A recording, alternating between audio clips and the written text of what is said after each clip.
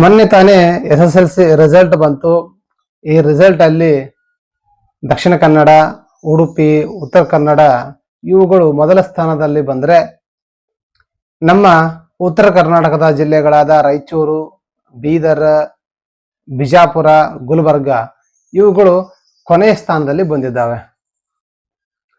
ಒಂದು ಕಾಲಘಟ್ಟದಲ್ಲಿ ವಚನ ಕ್ರಾಂತಿಯನ್ನ ಮಾಡಿರ್ತಕ್ಕಂತಹ, ಒಂದು ಕಾಲಘಟ್ಟದಲ್ಲಿ ಭಕ್ತಿ ಪಂಥ ಹಾದು ಹೋಗಿರ್ತಕ್ಕಂತಹ, ಒಂದು ಕಾಲಘಟ್ಟದಲ್ಲಿ ಸೂಫಿ ಸಂತರ ಜ್ಞಾನದ ಮಾತುಗಳು ಆಗಿ ಹೋಗಿರ್ತಕ್ಕಂಥ ಈ ನೆಲ ಇವತ್ತು ಶೈಕ್ಷಣಿಕವಾಗಿ ಹಿಂದುಳಿಯಲು ಕಾರಣ ಏನು ಎನ್ನುವುದನ್ನ ನಾವು ಅತ್ಯಂತ ಗಂಭೀರವಾಗಿ ಪ್ರಜ್ಞಾವಂತ ಯುವಕರು ಆಲೋಚನೆ ಮಾಡಲೇಬೇಕಿದೆ.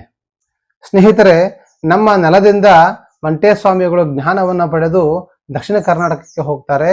ನಮ್ಮ ನೆಲದಿಂದ ರಾಚಪ್ಪಾಜಿ ಜ್ಞಾನವನ್ನ ತೆಗೆದುಕೊಂಡು ಜ್ಞಾನವನ್ನ ಪಸರಿಸಲು ದಕ್ಷಿಣ ಕರ್ನಾಟಕಕ್ಕೆ ಹೋಗ್ತಾರೆ. ಇಂಥ ಒಂದು ಸಂದರ್ಭಗಳು ಅವತ್ತಿನ ಕಾಲಘಟ್ಟದಲ್ಲಿ ಆಗಿ ಹೋಗಿದ್ದಾವೆ. ನಮ್ಮ ನೆಲದಲ್ಲಿ ಪಂಪ ಹುಟ್ಟಿ ಬಂದಿದ್ದಾನೆ. ನಮ್ಮ ನೆಲದಲ್ಲಿ ಅನೇಕ ಕವಿಗಳು, ಮಹಾನ್ ಕವಿಗಳು ಆಗಿ ಹೋಗಿದ್ದಾರೆ. ನಮ್ಮ ನೆಲದಲ್ಲಿ ಇತಿಹಾಸವನ್ನ ದಾಖಲಿಸಿರ್ತಕ್ಕಂಥ ಅನೇಕ ಜನ ಇತಿಹಾಸಕಾರರು ಆಗಿ ಹೋಗಿದ್ದಾರೆ. ಜ್ಞಾನ ಅಂತ ಬಂದ್ರೆ ಅದು ನಮ್ಮ ನೆಲದ್ದೇ ಆಗಿದೆ. ಅದರಲ್ಲೂ ವಿಶೇಷವಾಗಿ ಉತ್ತರ ಕರ್ನಾಟಕದ ನೆಲ ಇಡೀ ದಕ್ಷಿಣ ಭಾರತದ ಎಲ್ಲೆಲ್ಲ ಕಡೆಯಲ್ಲೆಲ್ಲ ಜ್ಞಾನವನ್ನ ಪಸರಿಸಿರ್ತಕ್ಕಂತಹ ಉದಾಹರಣೆಗಳು ಇವೆ.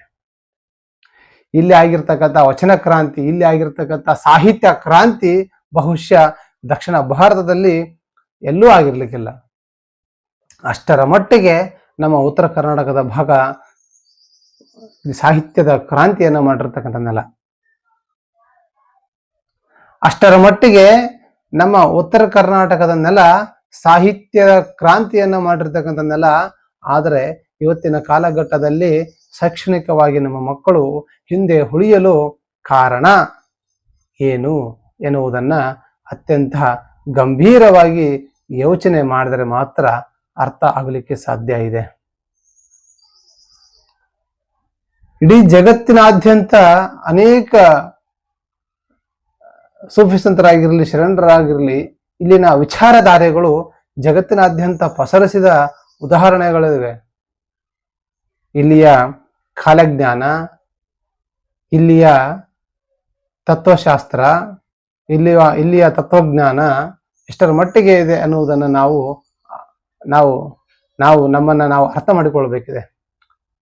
ಇಂಥವರು ನಾವು ಇವತ್ತು ಹಿಂದುಳಿಯಲು ಕಾರಣ ಏನು ಯೋಚಿಸಬೇಕಲ್ವಾ? ಯೋಚಿಸಲೇಬೇಕಿದೆ. ಧನ್ಯವಾದ.